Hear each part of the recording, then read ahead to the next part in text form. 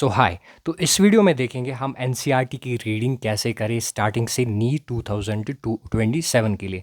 देखो, आप जब पहली एक दो रीडिंग्स लगाओगे तो आप हाईलाइट कुछ भी नहीं करोगे, क्योंकि पहली दो तीन रीडिंग्स आपका ब्रेन मतलब इम्पार्ट करता है कि हम कैसे एनसीईआरटी को पढ़ें, और ये जो नॉलेज है वो आप गैदर करते हो।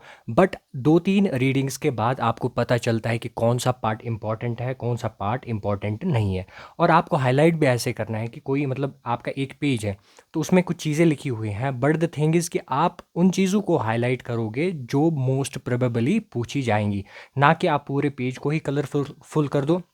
इसी तरीके से देखो, यहाँ पे मैंने एक एग्जांपल ली है। ये वाले दो pages cell the unit of life mitochondria या प्लास्टिड्स के बारे में है।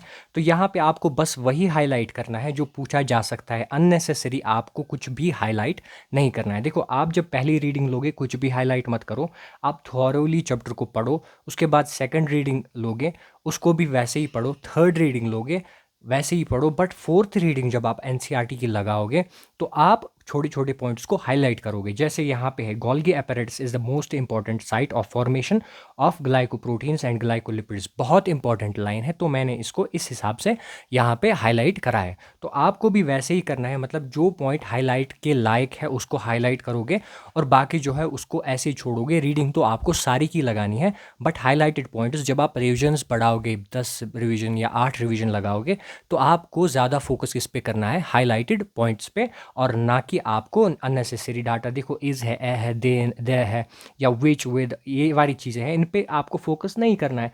आपको इन्फॉर्मेशन पे फोकस करना है, एनसीईआरटी पे फोकस करना है। उसी हिसाब से आप अपने आप को एक्सेल कर सकते हो एनसीईआरटी में।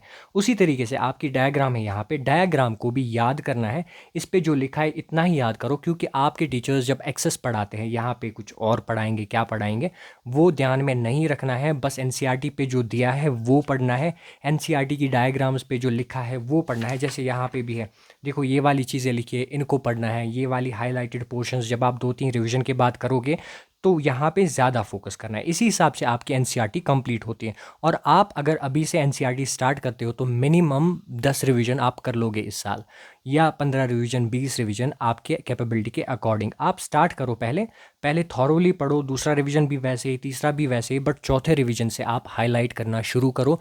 बट मिनिमम हाईलाइट करो और इम्पॉर्टेंट हाईलाइट करो।